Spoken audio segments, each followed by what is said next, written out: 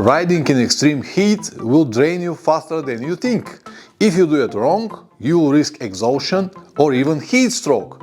In this video, I'm gonna give you 10 very practical tips that will help you to avoid these problems. So if you have nothing to do, grab your favorite drink and stay with me.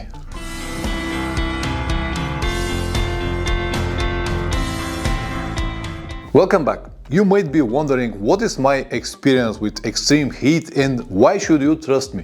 Well guys, you don't have to, but I have more than enough riding days done in extreme heat. I have ridden in Azerbaijan over 42 degrees, Turkmenistan over 46 degrees, Uzbekistan over 45 degrees, Pakistan, India and Nepal over 40 degrees, Southeast Turkey over 42 degrees and many more. The tips that I plan to share with you guys right now are learned with a lot of trial and error and many liters of sweat. Some of them might look a little bit illogical at first, but they're proven and work 100%. I understand that it might be hard to absorb all of this information right now when outside is about 5 degrees, but all of these tips will definitely come handy in the summer days when outside is very hot. So let's begin. Number 1.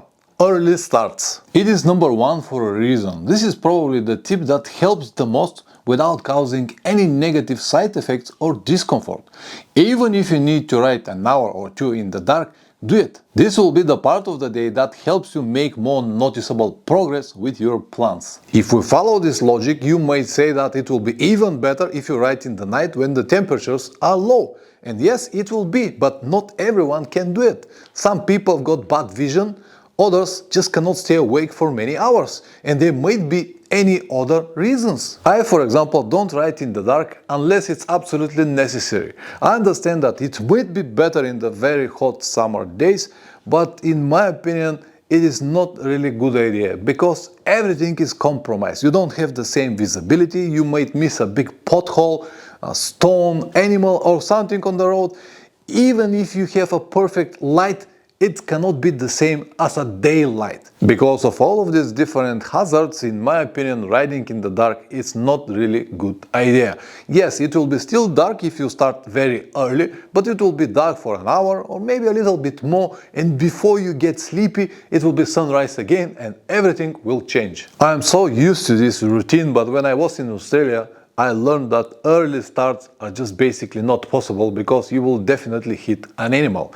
Early morning or later in the evening before sunset, all the animals are on the road. And all the people that I spoke with in Australia, they hit at least once in their life with motorcycle or with a car, a kangaroo or other animals. So in this country it was impossible for me to keep the same routine and I have to change to something else. But in the rest of the world, early morning starts always helps. Alright, back to the topic. You have your early start and you will ride in comfort at least a few hours.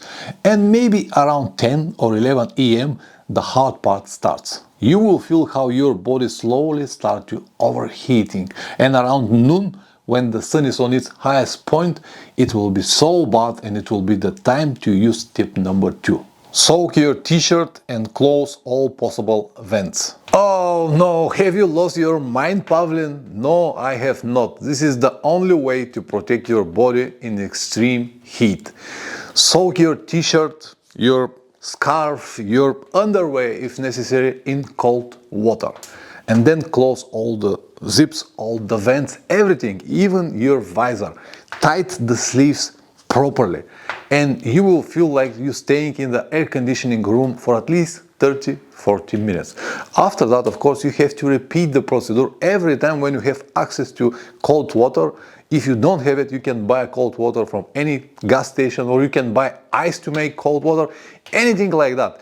Nowadays also you can buy many different cooling vests that do exactly the same job. Maybe they will hold the water a little bit more because they have a different fabrics, different materials than your t-shirt, but even only the t-shirt will work fantastic. I have tested this many times and every time when I have these situations I do it again and again and again.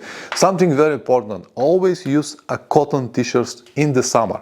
In the hot days, always cotton, because the cotton hold and absorb the moisture much better than the synthetic materials. Synthetic materials you can use in the cold days, but in the very hot days, cotton is a better option. What about light versus dark riding gear or helmet for extreme heat?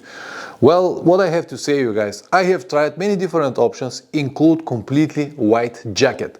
And I can tell you one thing for sure. When it's hot no matter what kind of gear you have. 1 degree up or down, you're not gonna feel it. It will be hot anyway, as I said. Of course, feel free to disagree with me. I don't mind, I'm just sharing my experience. With the helmets, it's a little bit different. Even though the logic is the same, that the light color is going to be better, it's not exactly like that, because the helmet has a lot of foam inside and the foam works as insulation. And to warm this insulation, you really need many hours to do it. And I even watched many years ago someone on YouTube prove it by putting a temperature meter inside of the helmet, that it's exactly the same, no matter what kind of color the shelf has. As I said, feel free to disagree. Let me know in the comment section below what is your experience, what you think about it. Open mesh jackets are also not very good idea in extreme heat. When you cannot close all the zips and vents, your body will be exposed to the hot air all the time, and this will dehydrate you very fast. You can still have this wet t-shirt effect, but it is not going to be that noticeable because the t-shirt will dry very fast. A few minutes and it will be dry, so you have to stop and repeat the procedure again. That's why I said close vents, close all possible zips and everything work much better. Even if you have a very thick winter jacket without any ventilation, will work better than mesh summer jacket in extreme heat. Number 3, frequent stops. Frequent stops are must. Even if you like to finish the day as fast as possible, that won't happen if you force yourself to ride many hours in the extreme heat. You risk overheating or even heat stroke. If you normally stop every 2 hours, now you have to do it every hour or even less, because you need to give your body a short break. This helps you stay focused all the time and also protects your health. And in the end, you still make good progress. Believe me, there are no other options. Number 4, use a hydration bladder. Something like this. If you don't have one, buy it. I know that you can drink from your bottle when you have it on your motorcycle, on the side of your crash guards or something like that, but it is not the same. Because when you ride in hot days in very extreme heat, you'll need a lot of water. And drinking once per hour or once per 30-40 minutes when you're stopping, it's not that much. To have a small sips all the time is way better option. Even if you drink half a bottle on your stop, from the moment you put your helmet back, you'll be thirsty again. That's why I said hydration pack, when you have it on your back, you can drink all the time, even while you ride. And one tip, buy a neoprene cover like this to cover the pipe. It will protect the water a little bit longer. You might say that in extreme heat, after 30-40 minutes, the water inside will be like a tea, and it will be the same in your bottle if you have bottle. But in every 30 or 40 minutes or maximum an hour, you have to stop anyway. And when you stop, you can always refill with cold water from gas stations, for example. It is also a good idea to add some electrolytes in your hydration bladder. This will prevent problems like cramps, fatigue, dizziness, and many more. If you don't have any, a pinch of salt inside of your water will also help, but just make sure that when you finish a riding day, you eat properly. By the way, beer is very good electrolyte booster and will help you a lot, but please drink only one, not the whole basket. Number 5, monitor urine color. If it becomes too orange, you need more water. If it's too clear, it is obvious that you need food, electrolytes, or at least some salt. And always keep in mind that the more water you drink, the more you will pee, and the more you pee, the more electrolytes you will lose. And then you will be even more thirsty, you'll drink even more water, and you'll lose even more electrolytes. That's why it's so important to have stops, and in these stops, to eat something or to have at least electrolytes. Otherwise, you will get out of balance very quickly. You will also notice that in extreme heat, even if you drink more than enough water, you might never pee at all because of heavy sweating. I remember when I was in Uzbekistan and Turkmenistan, the temperatures were so high, over 45 degrees, and for about a week, I was drinking every day between 8 and 10 liters water per day, and I never go to the toilet, never ever.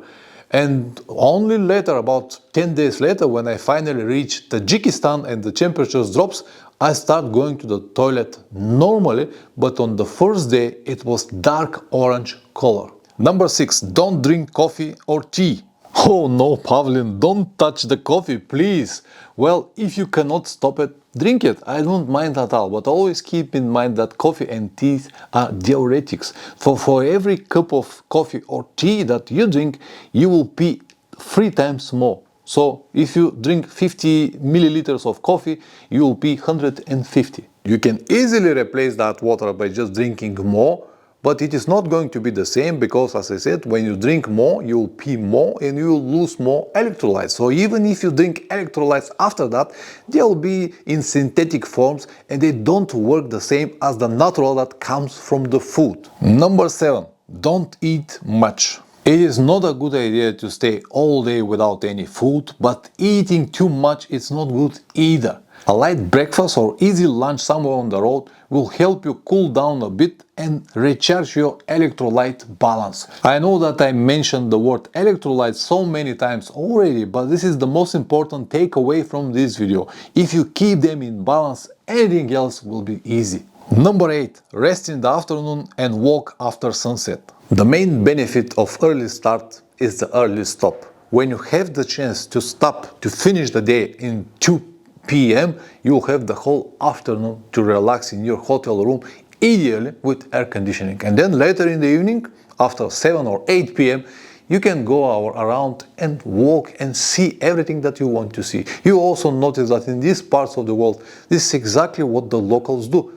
The whole afternoon, you cannot find anyone on the streets. And later in the evening, it's like poof. The last 2 tips are related to the motorcycle, but they still affect you indirectly, because if you have a breakdown situation in the middle of nowhere on 40 plus degrees, that indirect connection becomes very direct. Number 9, don't ride at high RPMs. Please don't do it unless you have very solid reason for it, because on these temperatures the engine and the cooling system work very hard. It doesn't matter is it air cooled or water cooled, it works very hard, and don't make the things even worse. Number 10, don't turn the engine off before the coolant fan stops. When you hear that the coolant fan is working very hard, don't turn off the engine, because if you do it, the fan will stop as well, and this will cause the temperature to rise even more with nothing to prevent it. I'm not saying that if you do it, the engine will overheat and the game is over. No, absolutely not. But as I said, don't make the things harder than they already are. And one bonus tip, forget about sleeping in a tent. This is the worst that you can do in these conditions. Find a decent hotel and have a good night's sleep. Otherwise, you will exhaust yourself in just a few days and you'll start making mistakes. And if you start making mistakes, I don't need to explain you what will happen after that. See you in the next video. Ciao.